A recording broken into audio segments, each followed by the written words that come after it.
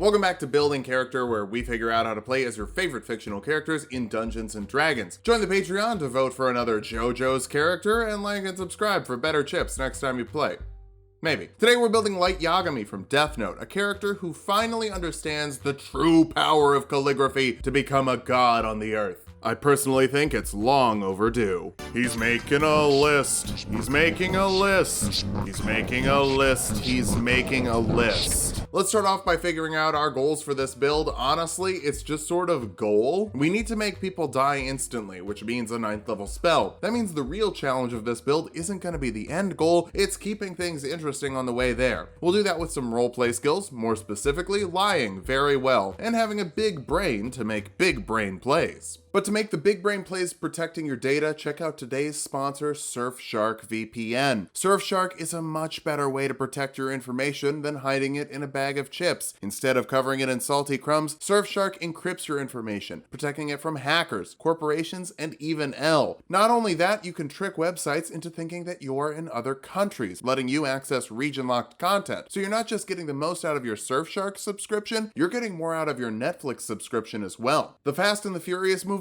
aren't on American Netflix, so this will help you connect to your family. Surfshark works across all of your devices, smartphones, tablets, browsers, and gaming consoles. Click the link in the description for 3 free months and 83% off a 24-month subscription. That ends up being less than $3 per month. This year, give your loved ones the gift of secure browsing and maximized binging potential. Now back to the video. For stats, we're going to use the standard point array from the player's handbook. Roll for stats if you want, we just need charisma. That'll be our number 1 stat. You're deceptive, persuasive, and intimidating. I would bet you could play an instrument if you tried to. You're an honor student. Speaking of intelligence next, you're incredibly smart, with enough investigative skills to maybe even be L, if you weren't Kira, that is. Wisdom after that. Perception is important in detective work, as is insight to know whether or not people are onto you. Follow that up with dexterity. You're lithe and nimble, or should I say light and nimble, even if you're not doing damage with your punches. Strength is a bit low. You were a tennis champion in junior high, but tennis skill isn't exactly going to help you move mountains. We're going to dump constitution though. You don't fight. You sit in a chair, you write names in a book. Light is a human, a very skilled human. So we'll grab these skilled feat with our free feat from being a variant human. That lets you grab any 3 skills you want, like perception, sleight of hand, and stealth. Bump your wisdom and your charisma with your 2 free points, take insight for your skill of choice, and build your own background for history and athletics. And a tool proficiency of your choice. I'm thinking,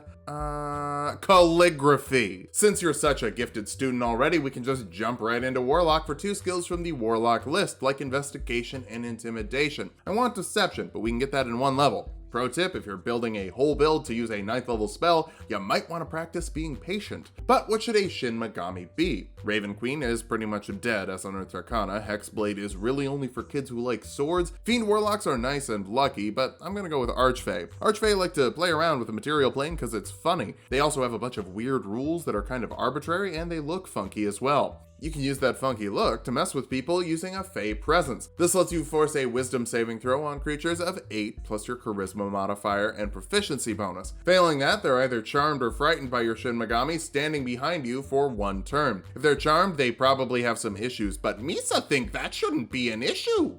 I don't know why I did a Jar Jar voice there. You get some cantrips. Minor Illusion lets you create an illusion that fits in a 5-foot cube that fails to hold up to physical inspection. Maybe use it to show someone your Shin Megami without using the Fey Presence. Toll the Dead forces a wisdom saving throw on a creature, dealing 1d8 necrotic damage to creatures if they fail, and it deals 1d12 damage instead if they're below their full hit points. Honestly, most people whose names you're writing down are just commoners. They have like 10 HP at most. It's not like you're gonna need a 9th level spell to kill them. For your 1st level spells, Illusory Script is the calligraphy spell, letting you make some writing that looks like different writing to someone else. You could reflavor it as writing in your school book with 1 hand and in a Death Note with the other. That's some serious flavor though. Probably salty if you're storing the Death Note in a bag of chips. Unseen Servant creates an invisible creature that will run errands for you. You could have Ryuk scan your room for cameras, but if you send him out for a bushel of apples, you're probably only gonna have 1 or 2 left. The dude is insatiable. 2nd level Warlocks get Invocations, special presence from the Shin Megami that will give you the edge over your would-be pursuers. Beguiling Influence will give you proficiency with Persuasion and Deception, bringing your skill total total to 10, which should help you get things done without fighting since you're,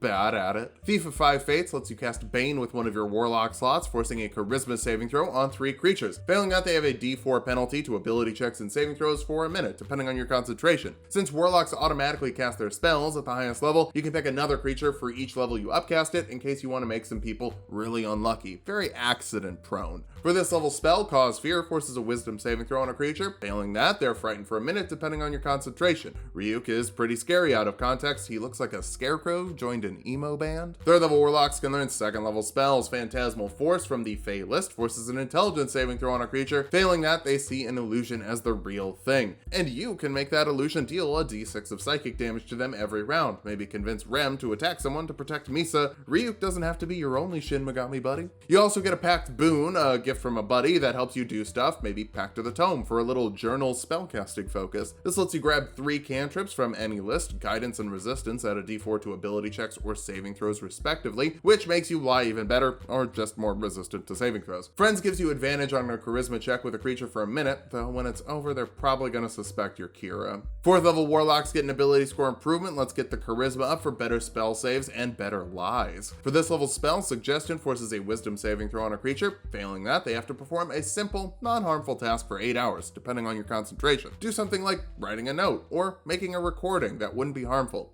The heart attack they're going to have afterwards, that's a different story. 5th level Warlocks get another Invocation. Aspect of the Moon lets you get the benefits of a long rest by studying your death notes, and you can't be put to sleep by magic. Light starts being Kira during finals week, which I'd imagine is rough, but I don't know myself. I went to a fake school. The debt was real though.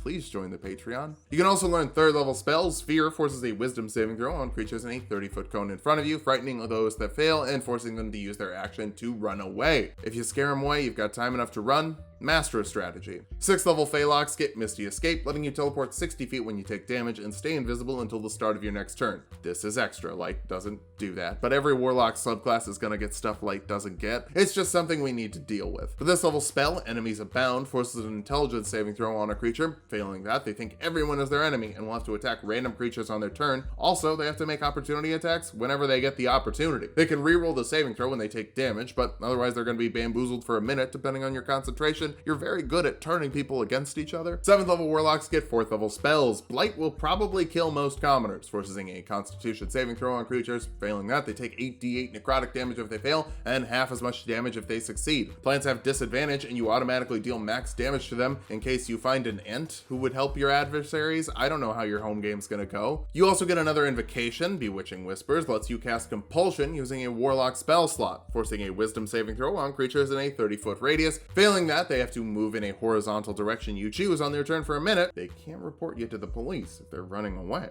8th level Warlocks get another ability score improvement, letting you cap off your charisma so you never get caught, or at least never confess. For this level spell, Calm Emotions will force a charisma saving throw on creatures in a 20-foot radius, ending effects of charming or frightening on them, or making them non-hostile if everyone starts pointing fingers. Honestly, Misa looking kinda sus. 9th level Warlocks get another Invocation. Misty Visions lets you cast Silent Image at will, making a 15-foot visual illusion that doesn't make any sound, but you can pair it with a sound from your minor illusion to make it say, "Hi, I'm Ryuk, you're Fiuked." I pronounced that so funny, I don't think it'll apply to my monetization status. You can also learn 5th level spells. Dominate Person lets you fully take over a humanoid for a minute, making them do whatever you want by taking full control, and then you can, kill them.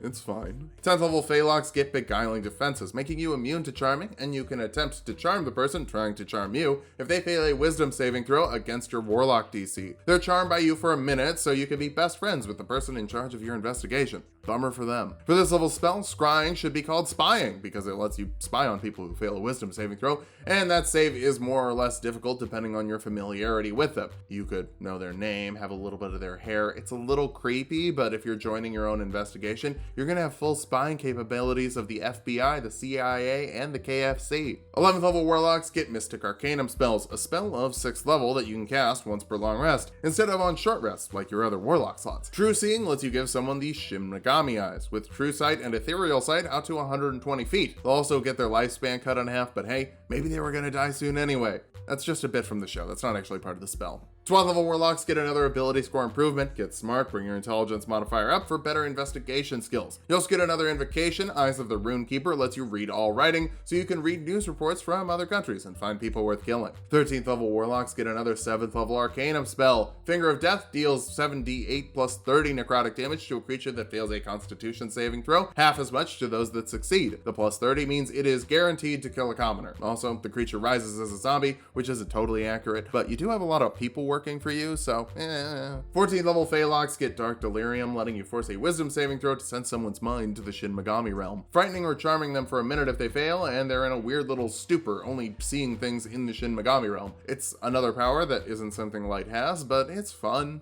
15th level Warlocks get an 8th level Arcanum spell. Glibness means that the lowest you can roll on a charisma check is a 15, then you get to add your modifier. So that means the lowest you can roll on a saxophone solo is a 20. You'd also use it to lie, because any magical truth serum won't work on you. Almost like you don't even know what a death note is. You also get another invocation. Gaze of Two Minds lets you look through another willing creature's senses after you set them up with a camera by touching them. And you can maintain that on following turns if you want, letting you stay home while a pop star does your killing for you. That's the pro strat. 16th level Warlocks get our last ability score improvement. Get that intelligence higher. I wish we could cap it, but then we wouldn't get a 9th level Arcanum spell from the 17th level of Warlock. 17th level Warlocks get a 9th level Arcanum spell. See, I told you. Letting you grab power word kill to instantly kill a target with 100 HP or less, which should cover every single humanoid and several higher level things. Have the rest of your party whittle people down, you get to finish them off. But hey, Tulok, that's a verbal component, and Light doesn't have to say anything. And also, he can cast it way further than 60 feet away. The Death Note should be a magical item. Cool. Great, ask your DM about that and make a homebrew item show. That ain't what we do here. This build has to be different than the regular Light because D&D is an anime. Honestly, 1 murder per day and limited range isn't anywhere near the nerfs I hit Vegeta with. But what the heck, I can get rid of the verbal component issue at least, so let's jump over to Sorcerer. I don't really care about the origin honestly, but Divine Soul Sorcerers are favored by the gods, letting you add 2d4 to a failed saving throw or attack roll once per short rest. Ryuk is a god of death, he likes you, I'll count it. For this level spell, Light lets you see in the dark with your dumb human eyes, and it's your name. Message lets you whisper to someone within 120 feet of you, and they can whisper back for a little walkie-talkie. Mage Hand lets you lift objects weighing 5 pounds or less with a floating spectral hand. That's how apples look when Ryuk is eating them,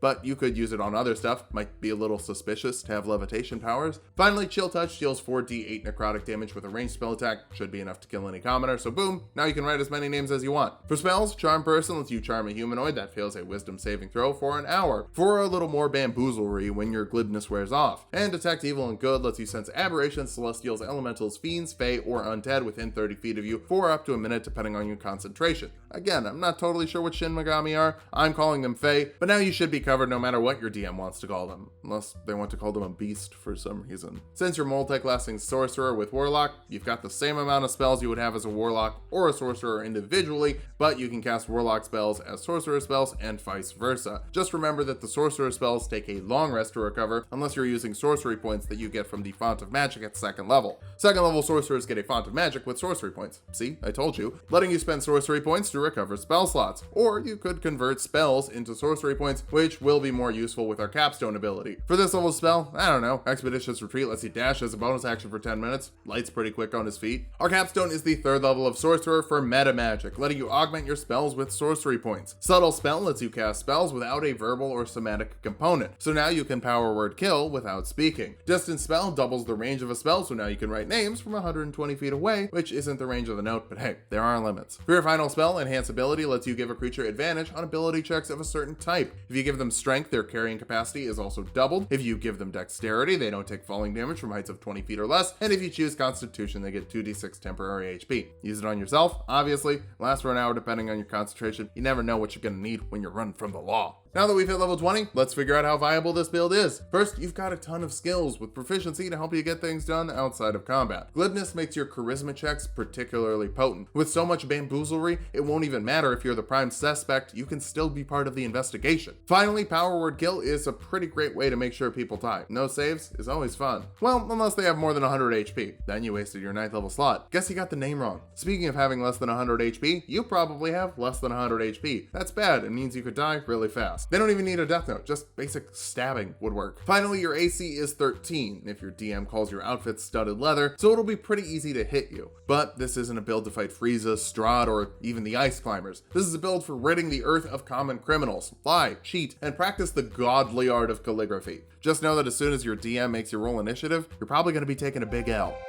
Thanks for watching. If you like the video, subscribe for more. We make 2 videos every week, or we will in January, since I'm taking December off. Join the Patreon to vote for Josuke or Giorno from JoJo's Bizarre Adventure, and sub to Tulok and Mango for more Tulok fun.